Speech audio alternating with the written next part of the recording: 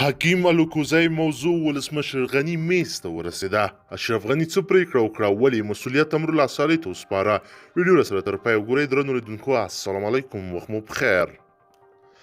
د حکیم الکوزي د موضوع څېړلو لپاره نن حکومت د کابینې غونډې پر مهال د ولسمشر غني د لومړي مرستیال امرالله صالح په مشرۍ پلاوی ټاکلی دی تر څو دا موضوع وڅېړي. حکیم الکوزی چې دا لري د یوناني طب په مرسته یې داسې درمل جوړ کړي دي چې د 3 څاڅکو په چای کې څښلو سره ناروغ په 3 ساعته کې رغوي او په سلګونو کسانو یې د دغه درملو ترلاسه کولو لپاره هره ورځ کلینیک ته ورځي.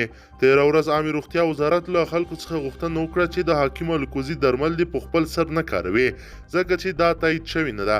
همداراز د حکیم الکوزي کلینیک هم 2 ورځې مخکې د عامې روغتیا وزارت هیات تړلی و، خو حکیم الکوزي له پرون راهیسې یو ځل بیا په خلکو کې د درملو د ویشلو لړۍ پیل کړې ده. ځینې سرچینې وایي چې د کابینې په غونډه کې د عامې روغتیا وزارت اندېښنه ښکاره کړه چې که د حکیم الکوزي مخه ونه نیول شي نو د هغه خپلسري درملو په کارولو سره به د خلکو ژوند او روغتیا له خطر سره مخ شي.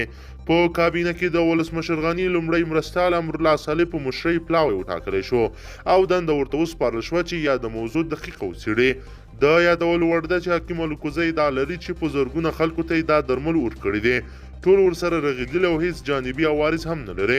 همداراز په ټولنیزو رسنیو بیا په زرګونو خلکو کې د حکیم الکوزي په ملاتړ پوسټونه کوي او په عامې روغتیا وزارت نیوکې کوي. کله چې عامې روغتیا وزارت د حکیم الکوزي کلینیک تړلی و، له هغه وروسته سلګونو خلکو د عامې روغتیا وزارت پر ضد لارې هم تړلې وې. همداراز په ولسي جرګې کې د کندهار د خلکو استازی سید احمد سیلاب هم تېره ورځ په یو ویډیو کې وویل چې هغه د حکیم الکوزي ترڅنګ ولاړ دی او دا موضوع به په پارلمان کې راپورته کړي. درنو لیدونکو، تاسو د حکیم الکوزي په هکله څه نظر لرئ؟ د حکومت دریځ ته په کوم نظر ګورئ؟ نو موږ سره حتماً په کمنټ کې پرېږدئ.